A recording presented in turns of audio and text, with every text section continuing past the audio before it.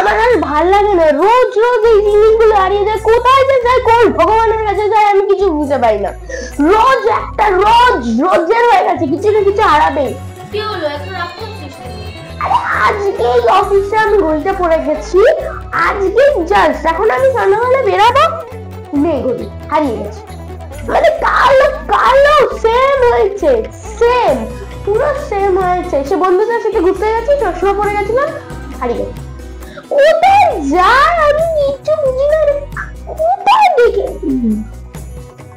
তুই তো রাগ করছিস কেন? রাগ করার কি? তো রাগ করবো না তো কি করবো, নাচবো? নাচ তো কখন বললাম? রাগ শরীরের পক্ষে ক্ষতিকর।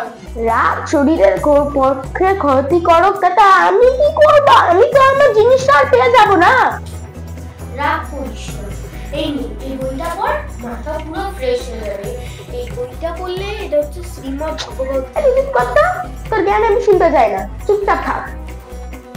এই বইটা পড় তো। আমি এখন বইটা পড়ে কি করবো? আমার এই বইটা পড় তো। দে দে দে দে দে। এই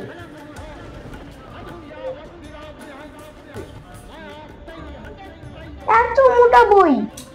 আরে মোটা হলে কি, একটা পেজের পর দেখবি তোর সব বই পড়ার ইচ্ছা হবে।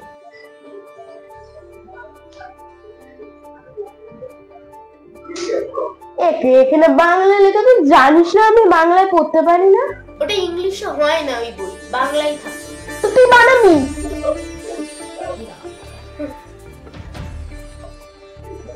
হিন্দিটা কবে কিনবি? যা তো।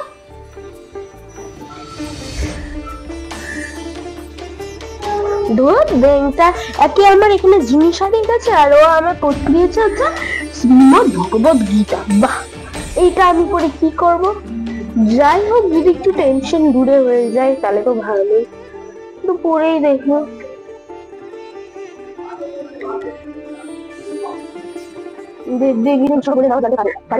এখানে দেবের অর্থাৎ সমস্ত দেবতাদের অর্ধদেবতাদের সম্বোধন করা হয়েছে, আর এমনিকি তাকে সমস্ত দেবতাদের অর্ধদেবতাদের জানানো, ওনাকে তাকে সমস্ত জগতের প্রাচীনকে নাও জানতে পারে, তাই তাকে জগৎ বলে সম্বোধনও করা হয়েছে।